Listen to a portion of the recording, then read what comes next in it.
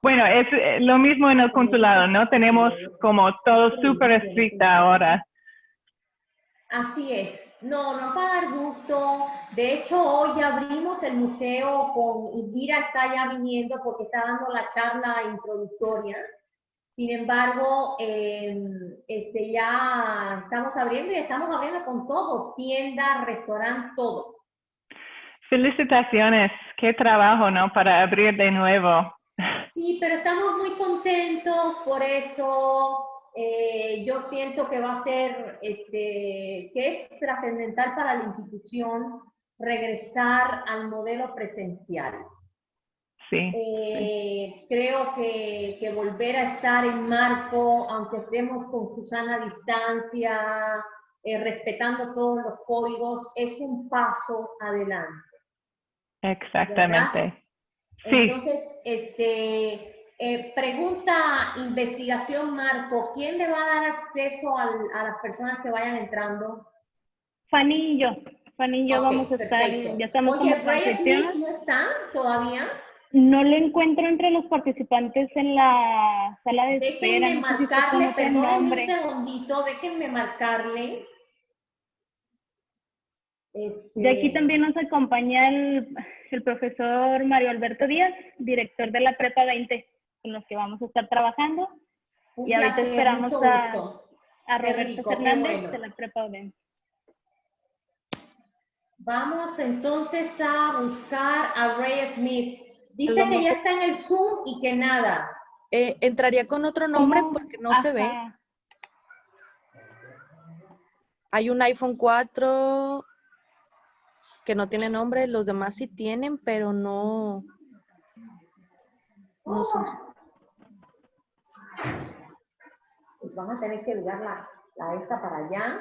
Ah, o tú te mantienes con tu careta. Sí, contigo, nada más. Bueno, yo doy la bienvenida como sea. No, tú, aquí se hace lo que ya estructurado. Ahora que Ray, déjame llamarlo, espérenme. Hola, Gio. Hola, ¿cómo estás? Hablaste bien inteligente y todo. Sí, pero no pusieron el PowerPoint. ¿Por qué? O nunca pudieron ponerlo. ¿Por qué? Fallas técnicas, pero ya la que sigue sí. Pues yo me sé la exposición. Pues sí, pero ahora Carmen 5 me va a regañar. Porque no tenemos PowerPoint. Sí. Pues un error de Gabriela y Ana, mira, yo aquí lo tengo todo. No sé, maestro, ¿cómo se llama su equipo?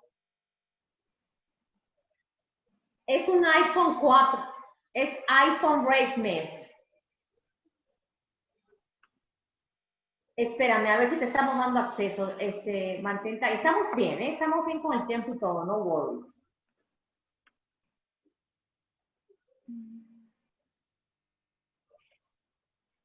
Sí, espérame. iPhone 4.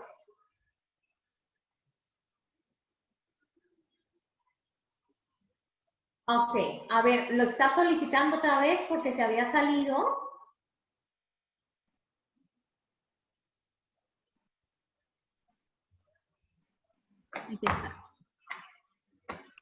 Se acaba de incorporar nuevamente. Ahí va. Ya te están dando acceso. Avísame, por favor.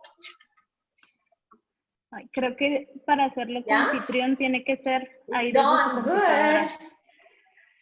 Pregúntale a su presentación si la manejamos nosotros o él. No, nosotros. Entonces, ¿Ya estás aquí, maestro? Bueno, maestro. A ver, investigación, Marco, ¿usted puede trabajar qué está pasando con Ray Smith? Aquí ya está iPhone 4, pero no sé si nos escucha. Me parece reiniciar audio. Bueno. Ahí está ya. Sí, bueno. Ray, te estás escuchando un poco lejos. ¿Te puedes acercar más el celular, por favor? Ok, es que estoy en mis audífonos. Pensaba que eso iba a ser mejor. Espérame, prender el video. ¿Me están viendo o no? Sí. No. Ah, ¿sí lo ven? Sí, ya. Sí lo vemos, pero solo como de la nariz hacia abajo. Sí. Ok, Sí. es que yo, Mira, yo así está perfecto. Sí. Ya se ve muy bien. Ok, ¿ahora me veo bien o no? Sí, ya te ves, Ray. Muchas gracias. Bienvenido. Buenos días. Muchos buenos días, ¿cómo están? Pues queriéndote como siempre, maestro. Y entonces, Admirándote y dándote las gracias por haber aceptado hacer esta charla con Marco. ay, por favor, ¿cómo crees? Claro que sí, siempre. Consulado de los Estados Unidos, ambos estamos muy agradecidos. Te presentamos a la cónsul general de Cultura de los Estados Unidos en Monterrey, Gil Dietrich. Hola, Ok. Ray, soy Jill, un gusto. Hi. Encantado. How are you? Nice to meet Good. you. You too. ¿Está en Nueva York? No, I'm in Cuernavaca. Ah, qué bueno. Excelente. Tiene un sol lindo ahí. Sí, tenemos, digamos, el clima, aunque hoy el día el clima no está muy bueno, pero sí es mucho mejor acá que, bueno, Nueva York en este momento. Sí, un gusto. Muchas gracias. Estoy emocionada de participar en este evento. Gracias por estar aquí. Qué bueno, excelente. ¿Y de qué También vamos a hablar? Nos acompaña los directores de las preparatorias, Mario Alberto Díaz. Mario, ¿te encuentras por ahí? Y el maestro Roberto José Fernández, también director de la Academia de Arte de la UDEM. A Roberto todavía no Pues- lo encuentro. Pues mucho gusto. Mucho Bueno, gusto.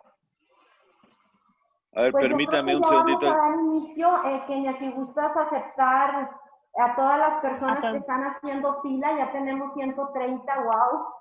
Maestro, qué popular es Wow. usted. Oiga, maestro, ¿usted se podría ubicar en algún lugar donde la luz no le afecte a su imagen? A ver, es mejor, es que yo no me veo, no sé cómo me veo. Ya, así te ves perfecto, Ray. Muchas gracias. Mucho Así mejor. sería, ok, mucho mejor, ok, excelente. Entonces vamos a sentarnos de este lado. Pero me tienen que decir, pero es que no me puedo ver, yo no sé dónde está yo no sé cómo me ve la cámara. Entonces, a ver, ¿ahora me están viendo de narices o cómo? No, ahora te ves muy bien. Perfecto. Creo que es Lo un vemos muy buen bien. landscape el que tienes detrás, entonces estamos perfectos. Entonces está todo, ¿sí? ¿Ya? Ya, muy Sí. bien, Ray. Muchas gracias. Ah, claro que sí. Gracias por decirme, Dayana. Siempre Pues tengo ya que saben, contar. maestro, lo Ya quiero sé. mucho. Yo también. Sí, aquí. Siempre estoy muy contento de que estés ayudándome a que no caiga, que quede mal. Que tenga el lighting correcto, me explico, que las luces estén correctas. Ok, entonces, ¿todo bien ahora? Pues Sí, inviten a todo muy todos sus bien. amiguitos. Todo bien. Ok, todos son, a ver, pues hay que soltar los amiguitos, ¿no? Sí, ya están entrando a la sesión. Buenos días. Hola, maestro Mario Alberto, ¿cómo está? Mucho gusto aquí. Qué gusto tenerlo a usted, a sus alumnos de la Prepa 20. Gracias. Gracias, con mucho gusto. Para nosotros también es un gran placer que nos tomen en cuenta y poder estar en contacto con ustedes. Y ya saben, siempre a la orden. Con mucho gusto. Estamos pendientes de invitar a la cónsul a Santiago, Nuevo León. Es bienvenido. Perdón. Tiene aquí su casa. Es un pueblo mágico, es un pueblo muy bonito y saben que no se va a arrepentir. Y cuando gusten y cuando lo decidan, aquí con los brazos abiertos los esperamos. Muchísimas gracias. Estoy emocionada de visitar a todos los lados. Quiero ir, pero estoy esperando un poco para visitar cada instalación, pero muchísimas gracias. Sí, ojalá, sí, somos un pueblo mágico, entonces somos muy pintorescos, turísticos y va a ver que va a ser una bonita experiencia. Gracias. Por aquí Somos también un- ya andan algunos maestros de la prepa UDEM. ¿Sabes qué? Vente la pantalla para allá y luego la de acá y ponte tú ahí en la pantalla porque sigas saliendo yo. Bueno, chicos, pues yo creo que ya estamos, ya tenemos 180 personas conectadas. Vamos a proceder a dar inicio a esta ceremonia en formato virtual. Kenia, si estamos listos para dar inicio a la grabación. Sí, ya está en proceso de Perfecto. grabarse desde tu computadora. Bueno, pues buenos días. En nombre del Museo de Arte Contemporáneo de Monterrey, le damos la más cordial bienvenida a esta charla virtual y arranque del proyecto de vinculación educativa entre el Museo de Arte Contemporáneo de Monterrey y el Consulado General de los Estados Unidos, también aquí en Monterrey. Nos acompaña el artista Ray Smith, quien compartirá en un diálogo con la directora general de Marco, Tayana Pimentel, sus experiencias en torno al proceso creativo de la pintura. Me permito ceder la palabra a Jill Redrich, cónsul para Prensa y Cultura de los Estados Unidos en Monterrey. Bienvenida. Muchísimas gracias. Muchas gracias por la invitación a participar en este programa. Quiero comenzar por agradecer a la directora general de Marco, Tayana Pimentel, llevo muy poco tiempo en México y ya he escuchado mucho de su experiencia y su excelente labor al frente de Marco. También quiero mandar un saludo y una felicitación a todo el equipo del museo por mantener el trabajo duro durante los últimos meses. Gracias a nuestro distinguido panelista Ray Smith, estoy muy emocionada por la charla y, por supuesto, gracias a la audiencia por su interés en el arte que para mí representa conexiones entre los Estados Unidos y México a través de esta artista destacado. Gracias, Ray. Desde el mes de abril, nuestro cónsul general, William Duncan, mostró preocupación por los retos a los que se enfrentaban las instituciones culturales, tanto en México como en los Estados Unidos. Con eso iniciaron los esfuerzos del consulado para trabajar con distintos museos y otras instituciones culturales de Monterrey. Y en el mes de junio, el consulado y Marco trabajamos juntos con mucho éxito en la conferencia Revitalización de Museos Post-COVID, en donde expertos en consultoría en gestión cultural compartieron mejores prácticas para sobrellevar una crisis a una audiencia de más de 200 museos e instituciones culturales de todo México. Y el programa que nos trae hoy aquí es una continuación de este esfuerzo conjunto de reconstrucción y comenzar a reconstruir la vida cultural de la ciudad, creo, que tiene un papel vital en la mejora de la calidad de vida de todos los regiomontaños, particularmente los jóvenes. Y el Consulado de los Estados Unidos en Monterrey apoya y celebra su éxito. Los consideramos socios y aliados en nuestro trabajo para promover la educación, el liderazgo y la vida cultural. Queremos ayudar en lo posible para fomentar lazos culturales entre los Estados Unidos y México. Y estoy ansiosa por escuchar a nuestro panelista, así que termino estas palabras, pero muy pronto voy a visitar Marco y para comprobar con mis propios ojos todo lo he escuchado de este fantástico museo. Muchas gracias. Bueno, buenos días. Yo soy Tayana Pimentel Paradoa, directora del Museo Marco de Monterrey. Guido, quiero darte las gracias.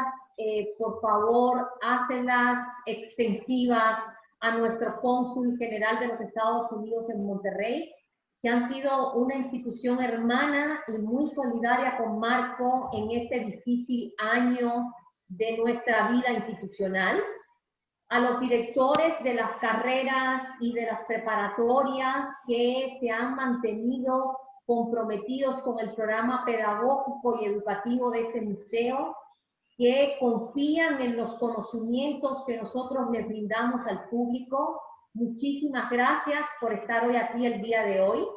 Desde luego, el equipo de Marco es un reto para la sociedad, porque el equipo Marco confía absolutamente en el lugar que juega en estos difíciles momentos que enfrenta el mundo, y como tal ha desafiado absolutamente todos los retos que nos han puesto enfrente y ha hecho una labor trascendental en su migración al programa en línea que hoy damos continuidad.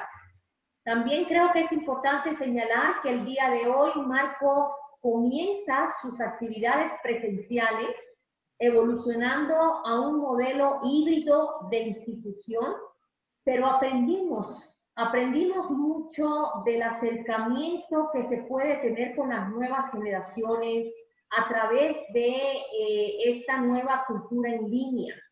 Y de ella vamos a seguir sacando provecho, la vamos a seguir explorando y le vamos a seguir dando una opción de disfrute estético, de conocimientos y de debate a nuestro público. El día de hoy, y nuevamente gracias al apoyo del Consulado de los Estados Unidos en México, tenemos a un invitado especial, alguien que ha sido trascendental para este museo, alguien que tempranamente exhibió en el Museo de Arte Contemporáneo de Monterrey, pero que también es muy querido por coleccionistas, especialistas, críticos, curadores y museógrafos de este país, de los Estados Unidos y especialmente de Monterrey. Ray Smith, sea usted bienvenido a esta charla. Yo, como te decía anteriormente, estoy profundamente agradecida que hayas aceptado iniciar esta nueva etapa de nuestras charlas en línea con artistas profesionales de la cultura y también con especialistas del arte. Como ustedes saben, Ray Smith nació en los Estados Unidos en el año 1959 y comparte su vida profesional entre Nueva York, su rancho en la frontera, y la Ciudad de México y la ciudad de Cuernavaca, ambas en México. Ray es un artista que explora a través del dibujo, la pintura, la escultura, la cerámica, una fuerte crítica a las estructuras de la modernidad. Yo me atrevería a decir que es uno de los artistas que ha desafiado al gran maestro del siglo XX, es decir, al gran Picasso. Y eso lo hemos visto en la obra de Ray Smith, con una inteligencia, con una sensibilidad, con el respeto de un artista contemporáneo hacia aquel moderno, pero con una postura crítica que habla desde finales del siglo XX y de este siglo XXI que nos está poniendo a prueba de todo. Ray, yo quisiera comenzar esta plática conversando contigo y dándole al público esta doble característica que existe tanto en tu personalidad como artista, es decir, ser un artista de los Estados Unidos y ser un artista mexicano, un artista binacional que tiene esta cultura también de frontera y que se ha desenvuelto en ambas culturas al mismo tiempo. ¿Cómo explicarías tú esta condición artística? ¿Me entiendes? Explicarla es un poco complicado porque nací dentro de ella, ¿no? Entonces no es algo que desde niño no tenía yo una teoría de cómo convertirte en dos personas al mismo tiempo. Pero lo que había sucedido es de que yo nací en Brownsville, Texas. Y nací allí por el hecho de que mis padres querían que fuera americano. Pero la familia de mi mamá vivía entre Brownsville y Matamoros y en ese tiempo no existía realmente, por decir, mucha frontera. Todo el mundo cruzaba y era un pueblo, Matamoros y Brownsville. Entonces, cuando yo nací, mi papá me consiguió también un acta de nacimiento, que esto era ilegal, pero creo que ya estoy muy viejo para que me metan a la cárcel. Pero se consiguió un acta de nacimiento que era mexicana también. Entonces tenía esta binacionalidad que era ilegal. Y entonces cada vez que cruzábamos la frontera existía este pánico de qué pasaporte ibas a enseñar. Porque del lado mexicano no podías enseñar que yo era Ray Smith. Y del lado gringo no podías decir que yo era Raimundo Smith Iturria. Entonces, siempre que cruzábamos la frontera existía esta clase como de, pues un poco de pánico de que iban a agarrarnos con el niño que tiene los dos pasaportes ilegales. Y de alguna manera eso se... mi propia personalidad. Y estuve y de alguna manera u otra quería yo encontrar de qué manera se cuajaban estas dos culturas. Hasta hoy en día sigue siendo el mismo dilema, ¿me entiendes? Creo que ha habido varias cosas que he aprendido de ambas culturas que de alguna manera u otra es donde realmente se unen, ¿me entiendes? Voy a decir, párame cuando pienses que ya entré en un monólogo imposible, ¿me explico? No, es un gusto escucharte, Ray. Nada más que si puedes acercarte un poco más tu teléfono para escucharte mejor, por favor. No me oyes, ok. ¿Me oyes mejor ahora? Sí, Pero te ahora oigo mejor ahora. Muchas gracias. Ok, entonces mira, vamos a decir que pero ¿me ves bien ahora también? Porque ahora yo no me veo. Sí, sí te vemos muy bien. Ok, entonces, y hablaré más fuerte. Ok, entonces, mira, mi primera experiencia que yo tuve con el arte fue en México, porque a los 2 meses mi papá y mi mamá ya nos tenían a nosotros en México. Y vivíamos en un edificio que era un edificio divino, de hecho, que lo había diseñado Mario Pani en la colonia Cuauhtémoc. Y cuando yo tenía como unos 3 años, mi papá me alzó para ver a través del balcón del edificio a ver cómo llevaban el Tlaloc, la escultura del Tlaloc al nuevo museo de antropología que se iba a abrir. Y detrás de eso venían todos los indígenas siguiendo eso. ¿Me entiendes? Entonces veías esta escultura con todo el culto de la escultura detrás de él, con una procesión hacia el museo.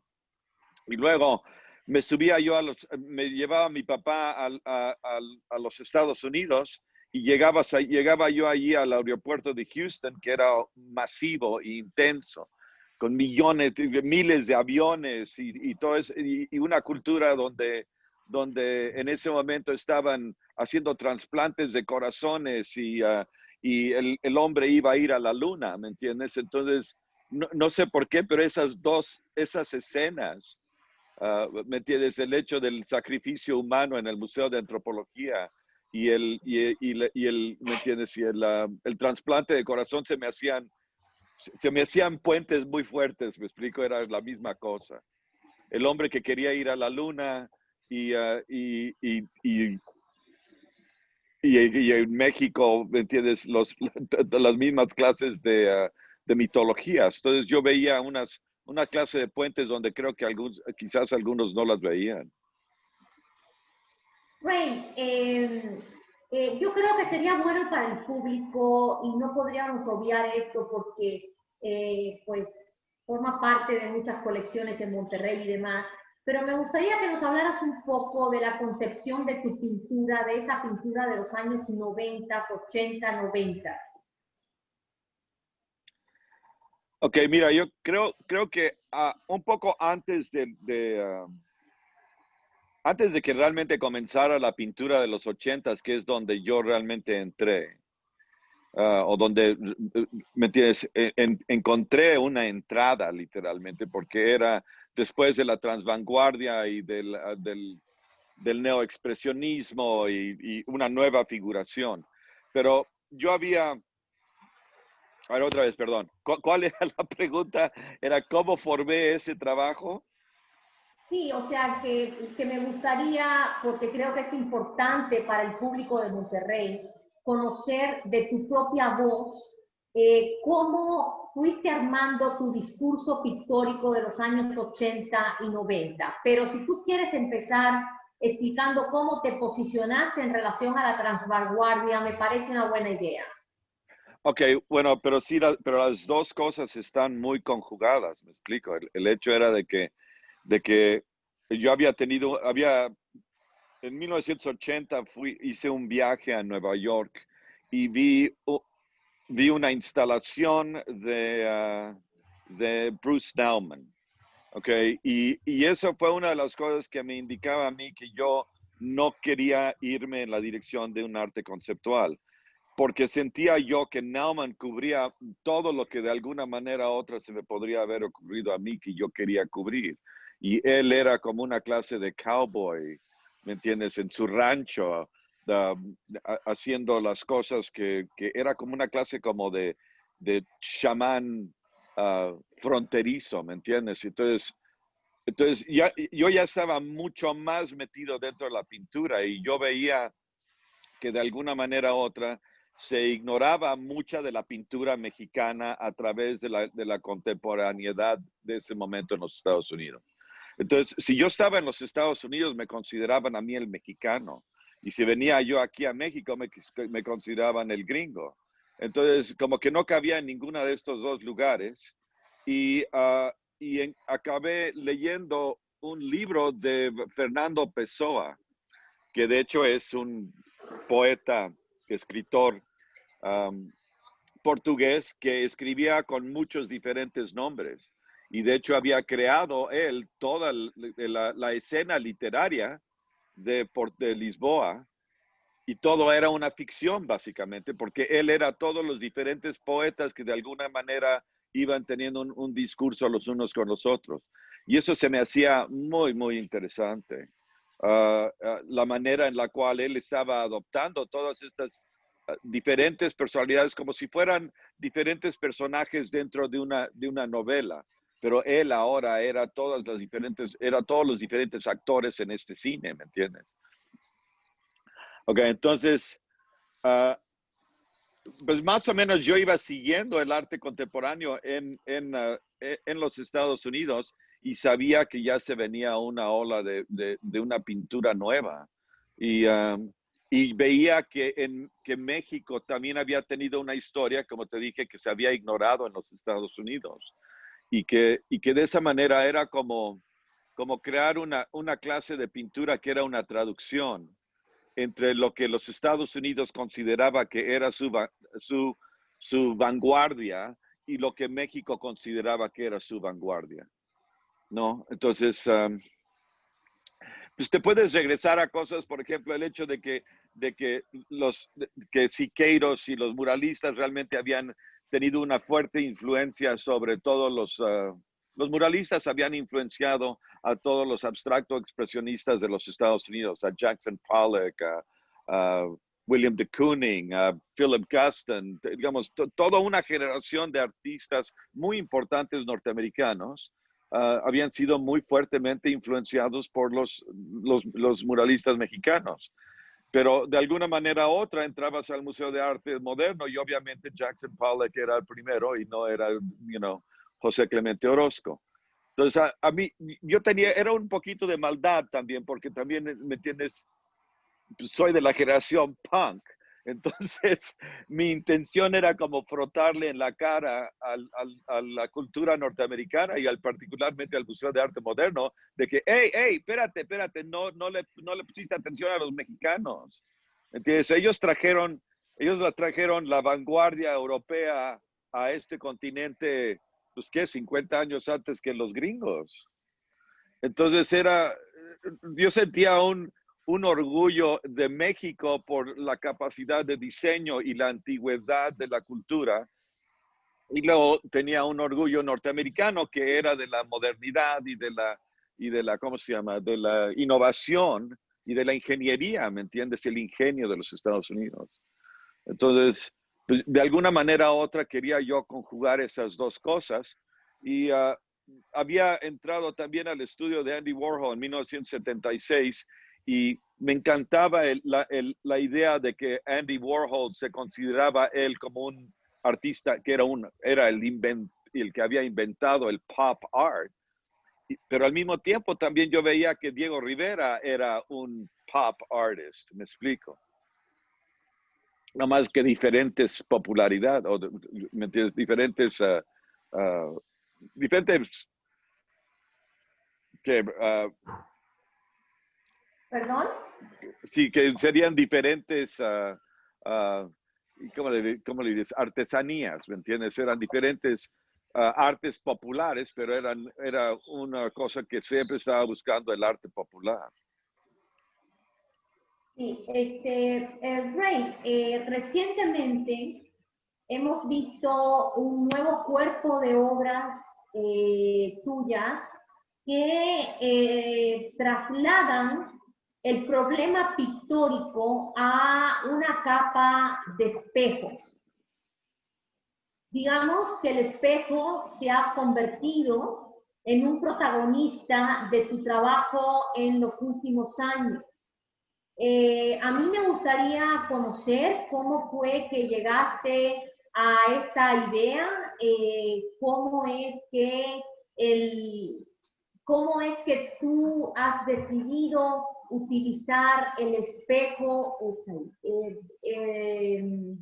como un back en tu trabajo y hacia dónde está evolucionando el trabajo de Ray Smith en el siglo XXI. Mira, el espejo surgió, la idea de un espejo ha estado en mi trabajo desde el comienzo, ¿me entiendes? Y hasta eso lo he estado viendo en dibujos que hacía yo de niño. Y siempre me gustaban dibujos, por ejemplo, de escenas de un espejo. Y había usado cosas metálicas, pero nunca un espejo. Y luego un día entré a un restaurante en Nueva York y habían dos pinturas grandes de Albert Oehlen, ¿ok? Y eran dos pinturas que yo había visto hace muchísimos años, pero no les había encontrado yo entrada a esas pinturas, ¿me entiendes? Yo no las podía ver y tener una relación con ellas. No las podía descifrar. Y en esta ocasión que entramos, estaban en un restaurante, entonces la cosa era mucho más, ¿me entiendes? Era más íntima la relación y pero era una relación pública, pero íntima. Y de esa manera, ahora sí empecé a entender cómo él estaba usando los espejos ahí. Y cuando compré el estudio aquí de esta casa, el estudio de la casa de Cuernavaca, lo había convertido una señora, había sido simplemente una bodega donde guardaban la fruta cuando ¿me entiendes? Cuando era el momento de la cosecha de los árboles de fruta de aquí de la casa. Y el estudio, pero ella lo habían convertido en un estudio de tai chi y de baile, entonces el estudio siempre tenía estos espejos adentro del estudio. Y siempre quería yo de alguna manera u otra lidiar con estos, porque cuando entras a un cuarto que está lleno de espejos, estás lidiando con los espejos.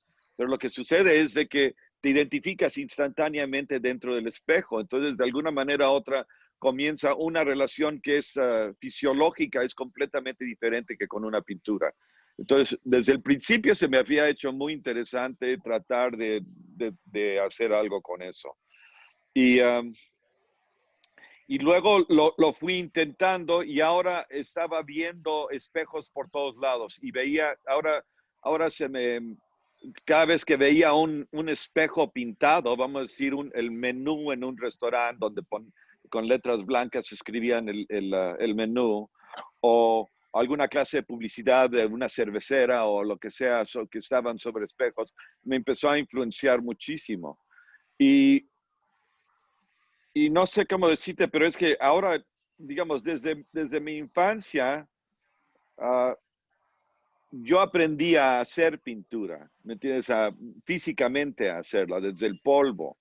Y entonces cuando yo veo pintura, yo veo toda la pintura. No solamente veo las pinturas de cómo las pintó Velázquez, sino que también veo cómo pintaron el taxi, ¿o me entiendes? O cómo se pintó el avión, cuando entro al avión.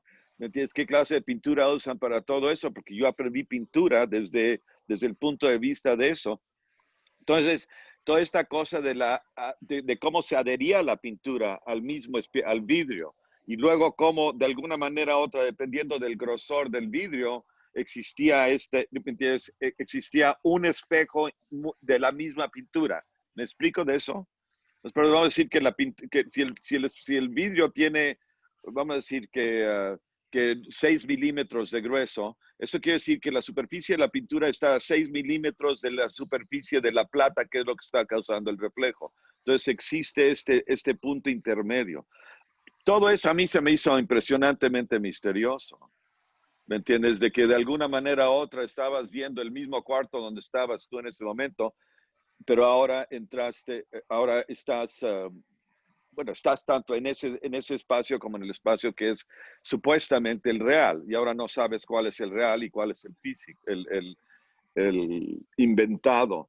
Y obviamente eso a través del tiempo, porque creo que los primeros espejos eran esos que te digo que estaban en el estudio. Tú los viste, uno que se Sí, rompió, que cayó, ok. Entonces, eso era, Justo habla de lo que hablamos. sí, entonces muchas veces eran, no, fue evolucionando esto, que era una evolución dentro del espacio del estudio mismo. Entonces fue una relación que se fue creando entre, hasta eso, por ejemplo, cómo le caía basura encima al espejo y cómo se iba lavando y luego que se pulía y luego que, luego que estaba sucio. Todas estas cosas empezaron a meterse en mi imaginación y obviamente empiezas a vivir en un mundo donde de alguna manera u otra todo se trata sobre esta clase de reflejo, ¿no? Todos los selfies y toda la... estamos viviendo en un mundo entre real y virtual y eventualmente estamos llegando a un punto en el cual no sabemos ni cuál es la diferencia. Rain, también creo que me gustaría que habláramos un poquito del papel de la escultura. Tú eres un artista que constantemente está trabajando de la mano el problema pictórico y el problema escultórico. ¿Nos pudieras contar un poco qué papel juega el manejo de la escultura, hacia dónde está evolucionando la escultura en los últimos tiempos? ¿Sí, es mi escultura o escultura en general? Tu escultura, tu trabajo Okay. escultórico. Ok, mira, yo básicamente todo lo... no le veo yo mucha distinción a escultura a pintura o dibujo. ¿Me entiendes? Una escultura para mí es simplemente un dibujo en 3 dimensiones. Y si de alguna manera u otra puedes dibujar algo, de alguna manera u otra se puede convertir en una forma física de 3 dimensiones. Entonces, pero a mí la escultura me ha gustado mucho de la manera en la cual, por ejemplo, la misma naturaleza va creando los elementos que hace una hoja o una flor, ¿me entiendes? O una fruta, en el caso de las que estás enseñando en este momento. Entonces, son como capas de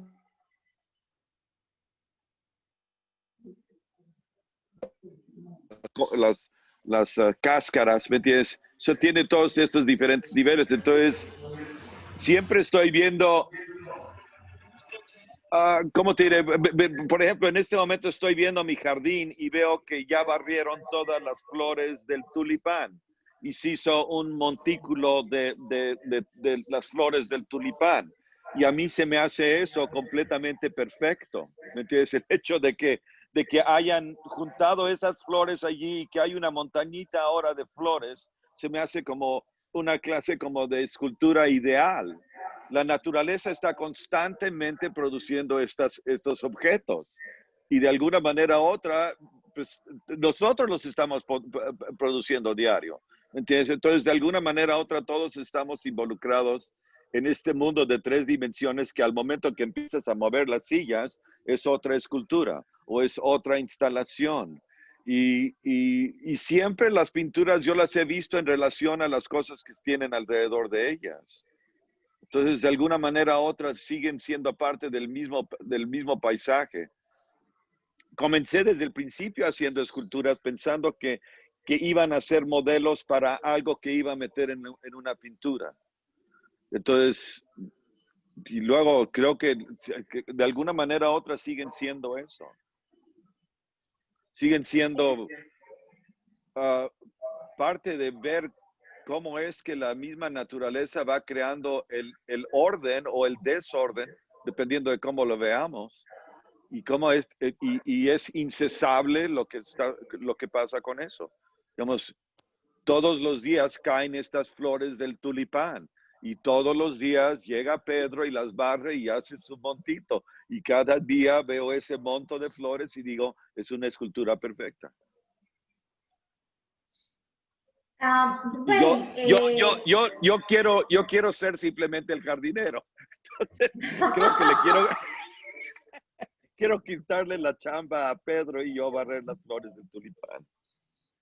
Ray, tuve la enorme oportunidad de realizar contigo hace 3 años tu último libro, El Narciso de Jesús. Creo que además de ser un proyecto editorial fantástico, que como objeto editorial se convierte en un problema más para la exhibición que estamos viendo ahora en pantalla y que tuvimos la oportunidad de trabajar juntos para la Tallera, ese hermoso espacio ubicado en Cuernavaca. A mí me gustaría que me contaras un poco, porque ese título es trascendental para entender cómo es que tú te has acercado al problema del espejo, a la cultura contemporánea del reflejo, del narciso, del yo, de cómo ha evolucionado esto a través del problema de la selfie. En fin, me gustaría que le contaras un poco al público este título fantástico que tú elegiste para esta exposición y ese proyecto editorial, y que nos contaras un poquito sus implicaciones, ¿no? Ok, bueno, ¿por qué no? Ahora regresemos al hecho de que tenía 2 actas de nacimiento. Entonces, ¿me entiendes? Vamos a decir, entonces soy 2 personas, ¿me entiendes? Desde niño tenía 2 nombres y 2 lugares. Entonces, pues, ¿me entiendes? Es como la ameba, ¿no? La ameba yo creo que no sabía que era una ameba hasta que se divide en 2, porque de repente al dividirse en 2 ahora tiene su propio reflejo. Entonces, pues ahí estaba, de alguna manera u otra, esto del espejo está directamente conectado con la conciencia. Claro. Ok, entonces vamos a decir, la Tallera para mí también era un lugar donde yo aprendí lo que quizás significaba ser un artista.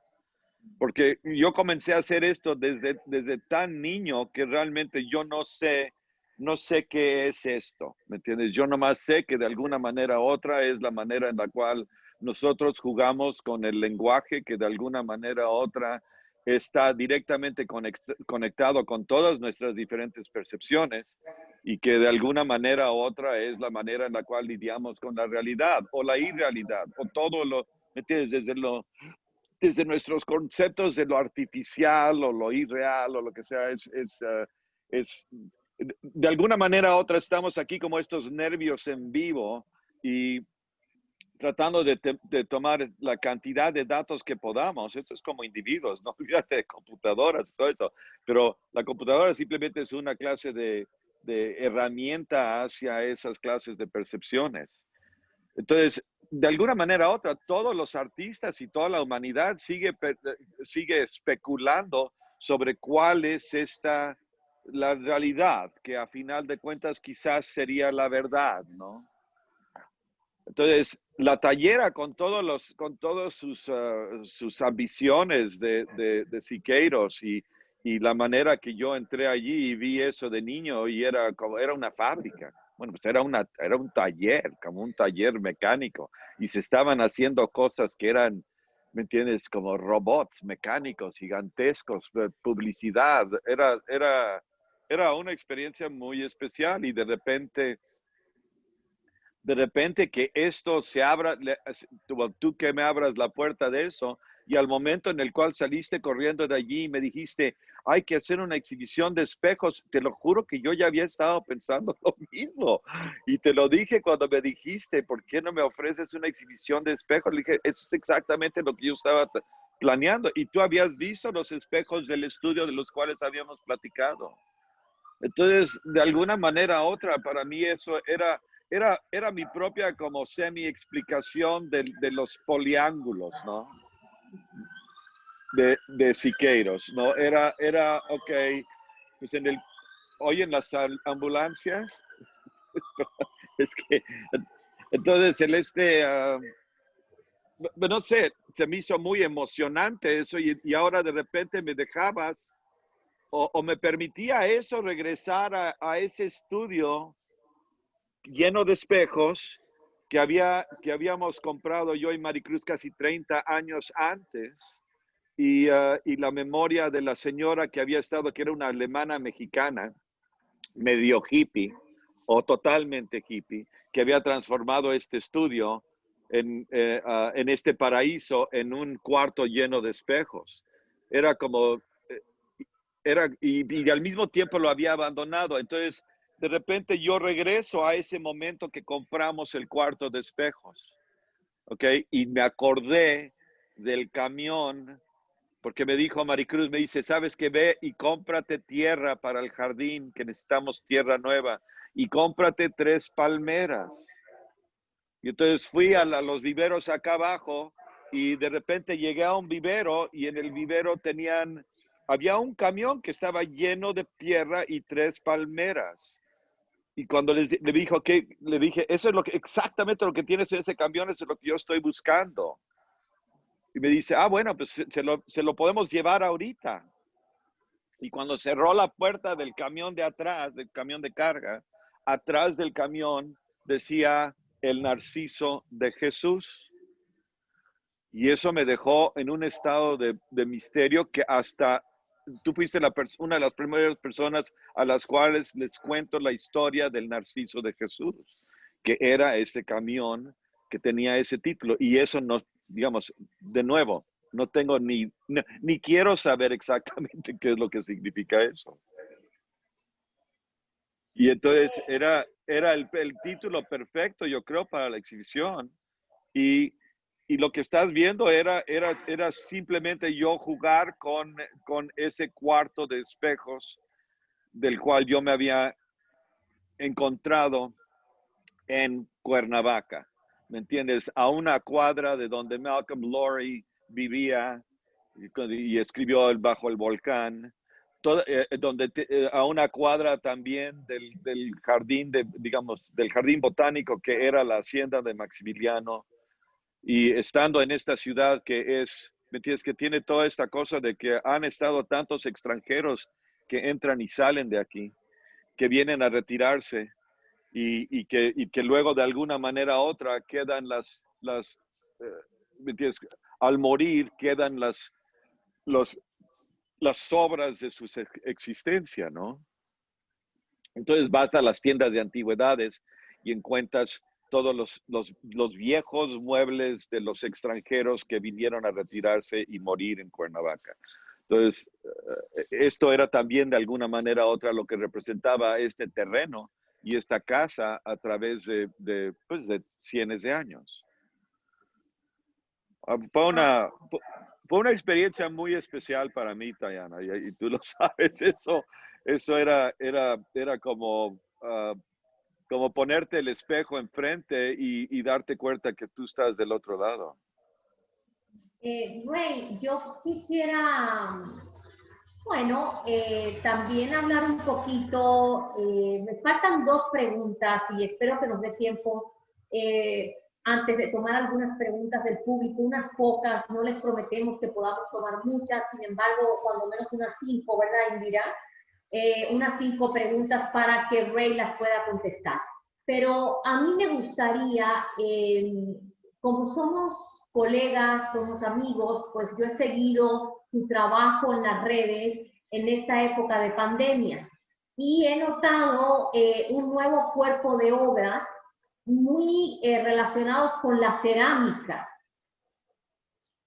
Sí. Realmente un cuerpo de obras que me trae bien interesada y que será una de las primeras cosas que haga el día que pueda regresar a la Ciudad de México y a Cuernavaca, pasar a conocer este cuerpo de obras, pero tal vez sería lindo que nos podías decir a todos, incluida a mí misma que no lo he podido ver y no hemos podido discutirlo, que nos cuentes un poco cómo estás armando este nuevo cuerpo de obras.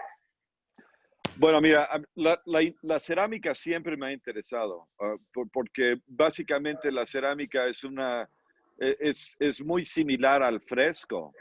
Ah, entonces, vamos a decir, porque estás pintando sobre algo que luego se cose y al momento en el cual se cose se integra dentro de la misma porosidad del material, ¿no? Entonces, el fresco es el yeso, de que de alguna manera u otra el polvo del pigmento se mete y se integra con los polvos del yeso. Lo mismo sucede en la cerámica, se mete el esmalte dentro de los poros de la misma cerámica y al cocerlo se cose con toda la cosa al mismo tiempo. Y es una experiencia muy especial si realmente le empiezas a entrar de una manera completa y te das cuenta de lo milenario que es la cerámica. Y obviamente aquí en el Valle del Teposteco y de Cuernavaca y todo eso, estamos en la mera zona donde sí ha habido cerámica por miles de años. No solamente eso, sino que por aquí es parte del cruce del navío de Manila, ¿me entiendes? Entonces, desde aquí, desde Cuernavaca hasta Puebla, existe la mayor cantidad ¿cómo se llama? De hornos de ladrillo, talavera, de un sinnúmero de diferentes clases de cerámica. Entonces, siempre había sido algo del cual yo le quería entrar muchísimo. Y luego me empezaron a platicar sobre un gran, ¿cómo se llama? Ceramicista aquí en Cuernavaca. Y me lo había platicado un escultor ceramicista genial que se llama Jun Kaneko, un japonés, que se venía aquí a México, a Cuernavaca, a hacer cerámica. Entonces, pero de nuevo, otra vez, otro misterio, ¿entiendes? De que no sabía quién era el hombre exactamente, y que uno no se podía comunicar con él, y salvo que tuviera las referencias de que que él conocía, te iba a dejar entrar a su estudio. Entonces, su nombre es Juan de Dios Sánchez, ¿okay? Y Juan de Dios Sánchez es ¿cómo se llama? Es un cirujano. Es un anestesiólogo, para ser más específico. Pero él se casó con una finlandesa que tenía una compañía de diseño. Entonces, este hombre obsesivo, obviamente un doctor de cuarto de operaciones, empieza a meterse en la cerámica y él era de aquí de Cuernavaca. Entonces, él se sabe toda la historia de la cerámica de Cuernavaca. Y entonces él y yo hemos estado experimentando con raku, que es una vieja técnica de cerámica japonesa. Es de lo que hacen los ceremonias de té. Pero como él había estado trabajando con Jun Kaneko y otros japoneses, él ha diseñado un sistema en el cual podemos hacer cosas de gran escala. Podemos hacer piezas de hasta 1,80 m, ¿ok? En vez de las tacitas que ves que son del raku. Entonces, vamos a decir, se está cociendo cosas a altísima temperatura y sacándose de los hornos a pleno fuego, ¿me entiendes? Entonces, las piezas salen a 2000 grados. Y luego lo que sucede es de que se meten a una cámara donde se priva de oxígeno y está llena y se incendia muchas cosas que tiene adentro esta caja. Imagínate una como tamalera que está llena de periódicos y de hojas y todo eso. Entonces, el momento en el cual metes una olla que tiene 2000 grados de temperatura, explota esta cosa. Y lo que causa eso es de que causa que al privar la cerámica del oxígeno, lo que está sucediendo es de que el único oxígeno que existe dentro de la misma cerámica es el que está dentro de la cerámica. Entonces la cerámica chupa todo el humo. En Oaxaca hacen algo similar a eso. ¿Me entiendes? Es todo ese barro negro. No es barro negro, es el humo que chupa el barro, que es lo que la hace negra. Entonces, esto es andar metiéndote a hornos a esa temperatura vestido como si ibas a apagar un fuego en alguna refinería o algo. Es una experiencia impresionante porque todo se incendia si alguna de estas las ollas o esculturas te toca, te va a tumbar la mano o algo, y es una experiencia que te acuerda al hecho de que de alguna manera u otra todas las moléculas de tu cuerpo se acuerdan de dónde nacieron. Y en el momento en el cual estás entrando al infierno de esta manera, te das cuenta que de allí salimos todos. Entonces es una experiencia muy especial de la cual también te abres un camino a algo que es tan viejo y que es tan complejo y tan al azar al mismo tiempo que es muy emocionante. Entonces estoy encontrando más y más maneras ¿cómo te diré?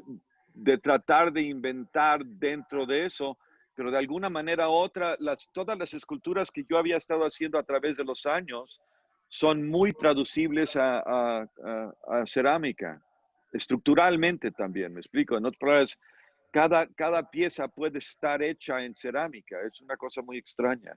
Entonces ahora como que se fusionó la forma con el material. Entonces estoy muy emocionado de estas cosas. Qué bueno.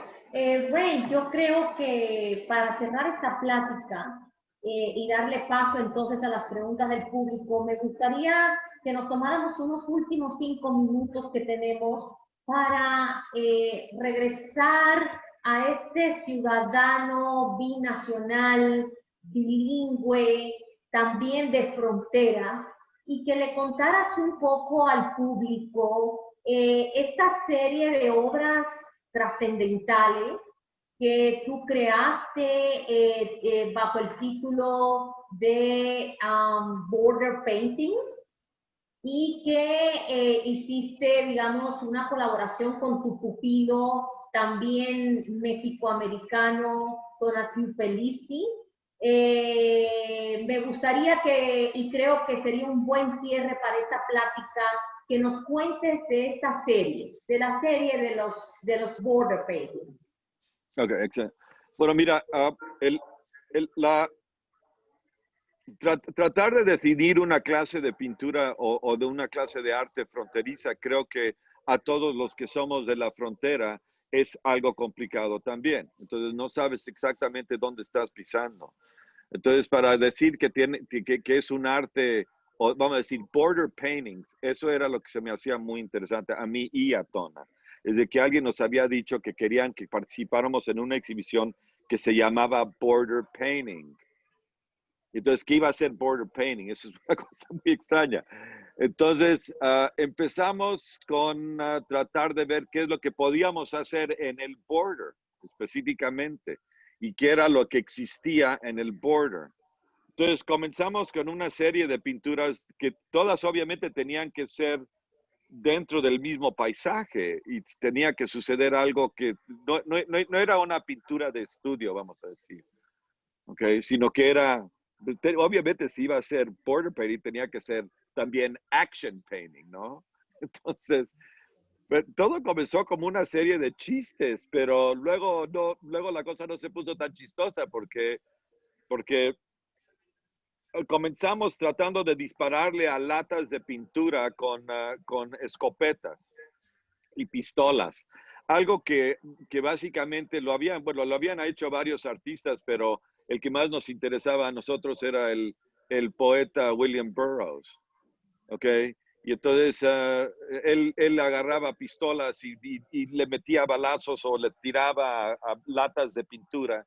Y pues eso se nos hacía divertido si teníamos la cancha y teníamos una escopeta o algo y había mucha pintura que estaba en las bodegas. Entonces sacábamos las pinturas y luego le pedíamos a los vecinos que si no tenían pinturas que les sobraban, que habían pintado la casa, y hacíamos unas pirámides de las latas de pintura y le disparábamos a las latas.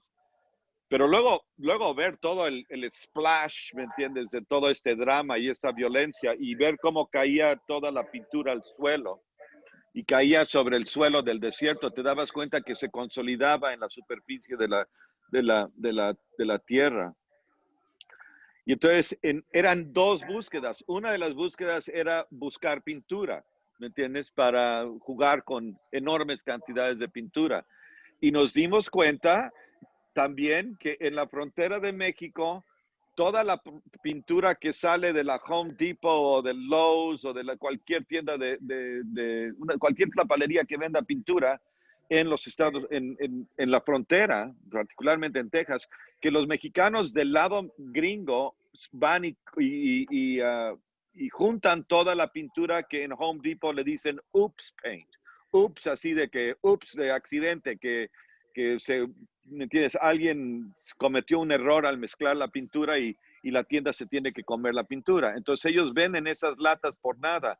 Y en las pulgas, ahí en la frontera, en Bronzeville o en Reynosa, entonces estaban estas pulgas, lo que llaman estos bazares, y tenían galones y galones y galones y galones de pintura. Y los mexicanos del lado mexicano se cruzaban allá y compraban pintura que era de cualquier color y luego nomás abrían todas las latas y mezclaban un color que más o menos les gustaba y se cruzaban la frontera y compraban cubetas de 20 litros, ¿me entiendes? Por nada, por 100 pesos o algo así. Okay, entonces, a mí y a Tona se nos hizo fascinante el hecho de que también no escogías el color. Entonces, comprábamos unas telas enormes, ¿ok? Más o menos vamos a decir, de unos 3 metros por 4 metros. Y agarrábamos cubetas que mezclábamos de todos los diferentes galones de pintura. ¿Me entiendes? Que alguien no eran los colores que querían. Y entonces nosotros ni nos importaba el color. Echábamos todos los galones en un bote y lo mezclábamos en el desierto. Y nos íbamos a lugares donde estaban donde sabíamos que cruzaban los inmigrantes, porque cruzan en mi rancho constantemente.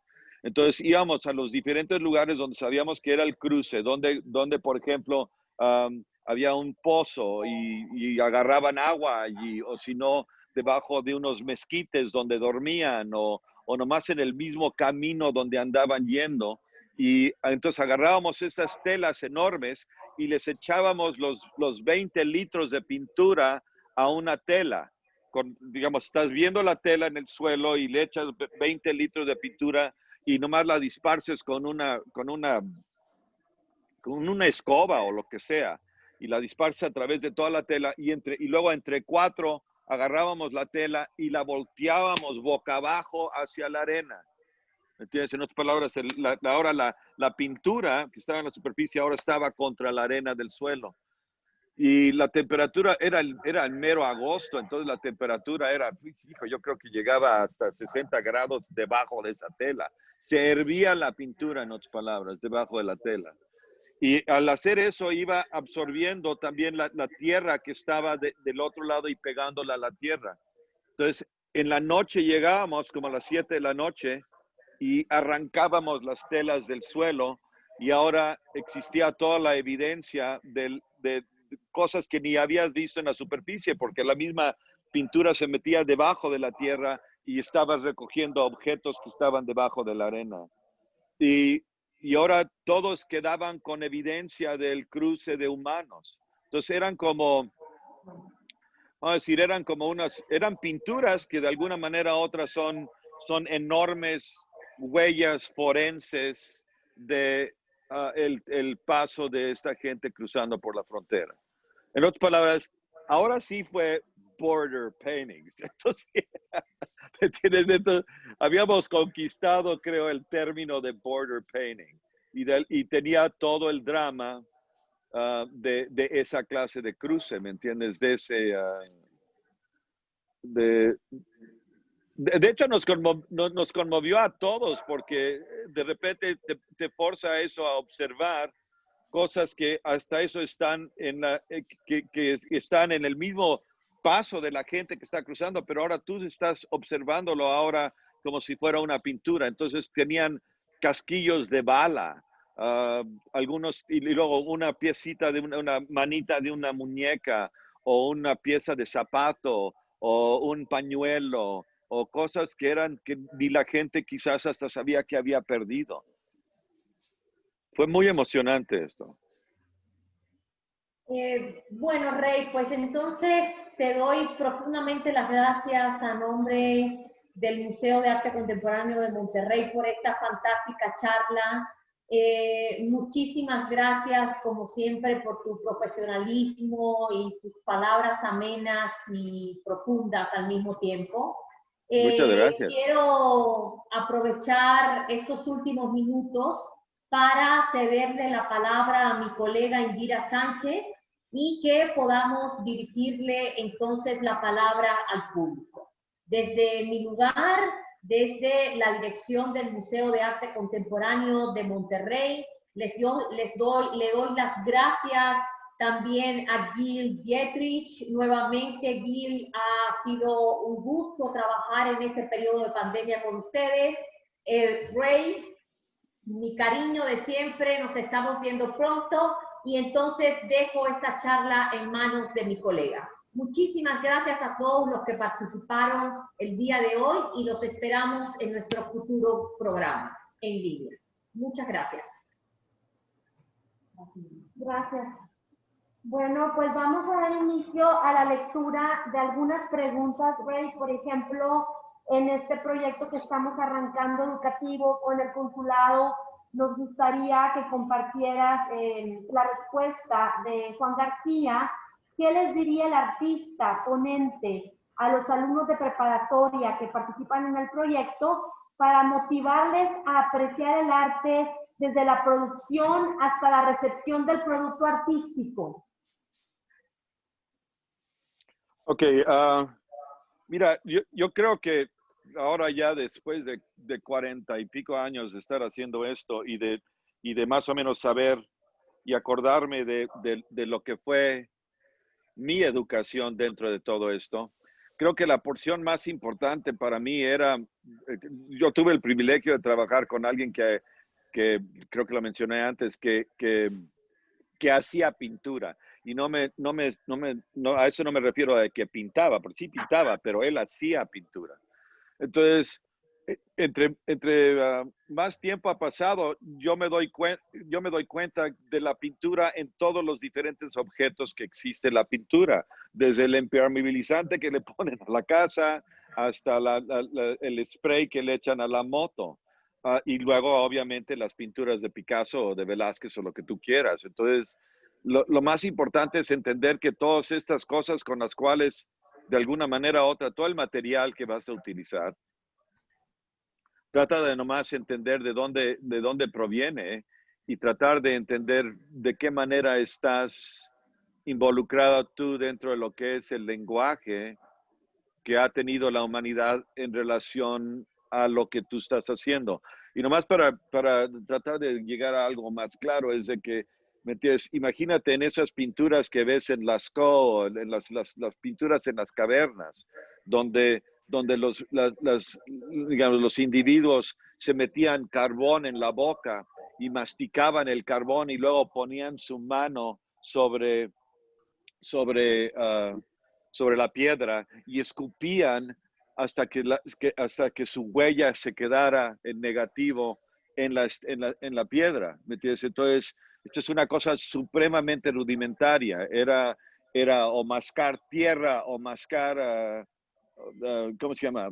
Carbón, para que de alguna manera u otra tú tuvieras tu propia lata de spray. Okay. Entonces, ¿me entiendes? Si estás haciendo graffiti en una pared, trata de acordarte que un cavernícola hace 40,000 años estuvo escupiendo en su mano en una cueva, ¿ok? Y esa es la clase de cosa, yo creo que entre más te puedas conectar con el motivo del lenguaje, obviamente te abre las puertas a lo imposible que es entender el universo, pero por lo menos dentro de tus propios gritos, sabes que traes miles de años detrás de ti con los mismos changuitos intentando de hacer la misma cosa. Gracias, Ray. Una segunda pregunta de 3. Brenda Gutiérrez pregunta, Ray, ¿cómo dirías que se relacionan todas las diferentes etapas por las que ha pasado tu trabajo, pintura, escultura, acuarela, espejos, ¿existe alguna relación para ti? Mira, yo creo que mucha gente y muchos artistas, y es muy respetable esto, todo el mundo está buscando algo que fuera una línea que de alguna manera u otra pudieran tratar de entender su trabajo y sus existencias de una manera lineal. ¿Me entiendes? Es mucho más sencillo para la educación, es mucho más sencillo para la mercadotecnia, es mucho más sencillo para los escritores. Y toda la otra cosa es de que si de alguna manera u otra te encuentras un camino donde de alguna manera u otra tú estás pretendiendo reflejarte a ti mismo, ¿no? Digamos que si tú ves una pintura de, ay, no sé, no quiero ni mencionar, pero vamos a decir, muchos artistas simplemente están trabajando dentro de una cosa que de alguna manera u otra la pueden seguir haciendo y ir perfeccionando. A mí realmente eso nunca me interesó tanto. Yo estaba mucho más interesado en artistas que de alguna manera u otra estaban como en alguna clase de viaje, que iban a andar alterando y cambiando dependiendo de dónde, qué se les aparecía en este viaje.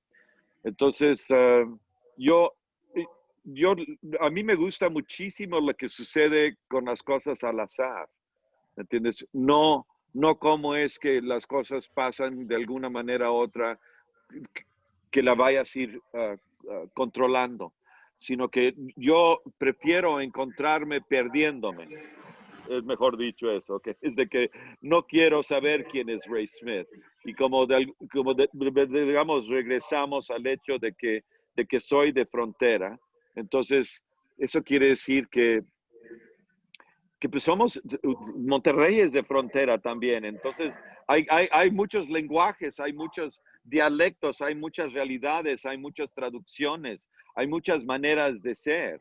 ¿Me entiendes? Y que de alguna manera u otra somos parte de múltiples diferentes actitudes y culturas y dialectos y acentos. Entonces, ¿para qué quería yo tratar de definir quién era Ray Smith? ¿Me entiendes? Si al mismo tiempo era Ray Smith y Raimundo Smith Iturria. Entonces, si soy dos personas ya de un trancazo, pues, ¿me entiendes? Hay que dejar que fluya el desmadre. Entonces, creo que lo que une todo esto para mí es simplemente el hecho de que se llega a un tenor emocional específico. Y yo no voy a firmar la pieza o dejar que salga de aquí sin que de alguna manera u otra haya tocado ese tenor emocional, ¿me entiendes? O que llegue a un punto en el cual de que a mí me sorprenda. Entonces, no estoy buscando encontrarme, estoy buscando perderme, quizás para encontrarme. Claro. Muchísimas gracias, maestro. Pues la última pregunta, voy a sumar dos comentarios. La maestra Marrufo de Prepa UDEM, ¿cómo le gustaría que se acercaran a su obra los jóvenes de high school? Y número dos, Camila Santos, que ella aborda la pieza de los espejos y dice, ¿cómo reflejan los espejos en tu trabajo nuestra sociedad actual en el sentido que ya has mencionado sobre las selfies y los demás? Y bueno, no sé, esas dos preguntas. Ya es lo último, maestro. Muchas gracias. Okay, mira, a mediados de los 90s tuvimos una serie de pláticas en el estudio y yo compartía un estudio con un escultor muy brillante y muy bueno que se llama Saint Clair Semin, un brasileño. Y él y yo teníamos este estudio por muchos años y habíamos hecho una secuencia de conferencias con un señor que era el editor de libros de ciencia. Entonces, más o menos como el 95, 96, empecé a aprender de cosas que se me hacían completamente de ciencia ficción, que tenían que ver con lo que eventualmente se convierte en redes sociales. unas palabras con lo que eran identidades virtuales. Ok, y él, el científico este que nos daba las pláticas es un hombre que se llama Jaron Lanier, que es que de hecho es el hombre que inventó el término realidad virtual. Entonces, cuando hablábamos con él, era literalmente como, ¿de qué estás hablando? De que van a existir estos personajes y estas personalidades virtuales que de algún momento ya no ibas a saber cuál era la diferencia entre esa identidad y tu propia identidad dentro de esa virtualidad. ¿Ok? Entonces, pues ya te platiqué, me explico, digamos, los espejos yo ya soy virtual, con dos nombres, ¿me entiendes? Con dos personas. Y todo esto, la porción de la identidad que me interesaba a mí era el hecho de que la identidad era totalmente transferible, ¿me entiendes? Y me causaba mucho impacto momentos de, por ejemplo, nomás ve la tele. En el momento que cae un avión y un señor pierde a toda su familia en el avión. Okay, entonces, al entrevistar al hombre, te das cuenta que la identidad de este hombre ha cambiado y se ha alterado por completo con este evento. ¿Me entiendes? Entonces, él no es, pero de ninguna manera la persona que fue el día anterior. Okay, entonces, pues no sé, ¿me entiendes? Este espacio entre la realidad del espejo, porque la pintura está sobre la superficie del espejo, ¿me entiendes? Entonces, esa está en el límite de la realidad en la cual tú estás presente y luego tú estás presente del otro lado. Entonces, el espejo es como la pantalla misma, ¿me entiendes? Ese es el límite. Y el echar la pintura en la superficie es lo que te marca allí, te dice, aquí está realmente el límite entre esta profundidad y la profundidad que es la que está en el otro lado del espejo. Entonces, pues eso ya, el espejo mismo es la realidad virtual. Entonces, esto ha existido de nuevo en nuestra conciencia del lenguaje y nuestras percepciones, quizás también desde los cavernícolas, ¿me entiendes?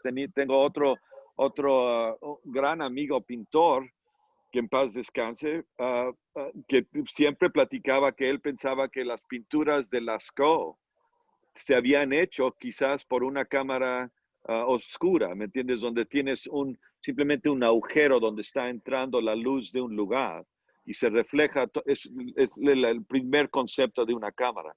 Entonces ellos podían ver los animales de cabeza corriendo en la pradera, en los muros de esta cosa. Entonces, todas estas cositas que de alguna manera u otra consideramos magia, que obviamente sí son magia, de mejor manera que se pueda decir, ¿no?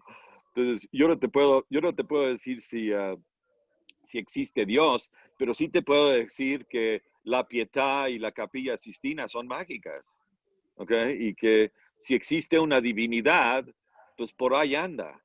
¿Me entiendes? Alguien le está apuntando por lo menos a un concepto de algo divino. Pero a ver, otra vez, rapidito, ¿cuál era tu pregunta otra vez? Que me fui No, excelente, en creo mis que rollos. excelente la respuesta, maestro, para la pregunta. Y solamente ya, pues, para terminar, la maestra Marrufo preguntaba de qué manera usted recomienda acercarse a su obra, al arte actual, a estudiantes justamente de preparatoria. Estamos hablando de 16, 17, 18 años, ¿no? Mira, de nuevo, lo más importante de todo eso tiene que ver con de qué manera tú te puedes conectar con el hecho de que este lenguaje al cual nosotros le llamamos arte, pero básicamente el arte es el lenguaje humano, es de todos. ¿Me explico? Y tú estás participando en eso todos los días, aunque no te des cuenta.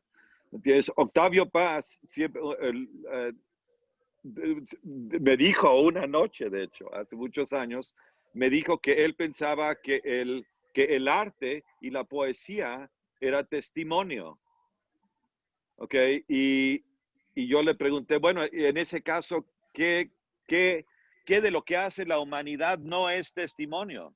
Y definitivamente todo lo es, ¿me entiendes? Digamos, si tú ves sales a la calle y ves todos los coches que están pasando. Todos esos son esculturas con ruedas, ¿me entiendes? Que de alguna manera otras están dentro del mismo lenguaje en el cual está el arte. Entonces, estas cosas no están divorciadas ni una ni la otra. Entonces, entre más puedas meterte en la idea de que tú estás participando dentro de lo que es el lenguaje humano más general, estarás viviendo el arte físicamente, constantemente. Y eso es la parte más importante yo creo que de tener una relación con eso. Mira, última cosa con eso. Mi maestro de pintura aquí en México era un inglés, ¿ok? Y era un inglés que de hecho había asistido a Siqueiros y a Orozco y todo eso y a Diego Rivera, a empezar a usar pinturas sintéticas dentro de sus pinturas, porque también era restaurador y todo eso. Pero durante la Segunda Guerra Mundial, él antes de eso, como estudiante, había tenido un trabajo ayudando y asistiendo a decorar escenografía y hacer escenografía de teatro. Entonces, durante la Segunda Guerra Mundial, en Inglaterra, él se mete a crear camuflaje, a esconder edificios debajo de hojas, ¿me entiendes? A establecer el teatro que de alguna manera u otra iba a proteger a la gente. Y se metió tanto en eso que también empezó a estudiar mucho de cómo hacer pintura. Y eventualmente él fue una de las personas que exploró la idea de las diferentes pinturas que iban a pintar encima de los Spitfires, de los aviones. ¿Me entiendes? Que camuflajaron aviones y esta pintura tenía que resistir mucho calor y mucha fricción para quedarse pegada en el metal del avión, ¿ok? Entonces, cada vez que me trepo a un avión, entrando por la puerta, veo la pintura que tiene el avión y me doy cuenta que ahí es una de las mejores lecciones sobre pintura que tengo, es estar en la superficie de la cáscara del avión. Wow. Excelente, maestro. Pues se nos ha terminado el tiempo, desafortunadamente. Pues en nombre del Museo Marco agradecemos su tiempo por compartir esta charla. Estoy seguro que va a inspirar, maestro, a los más de 600 estudiantes que van a trabajar en este proyecto de investigación llamado El Museo Hoy, el cual está apoyado por este convenio que estamos celebrando entre el Museo Marco y el Consulado General de los Estados Unidos en Monterrey. Muchísimas gracias y excelente tarde. Jill, no sé si deseas agregar unas palabras de cierre. Encantados. Nada más, solo muchísimas gracias, maestro Ray, fue excelente. Gracias al Marco también. Bueno, pues Take estamos care. En contactos. Muchas gracias, que les vaya muy bien. Gracias. Felicidades.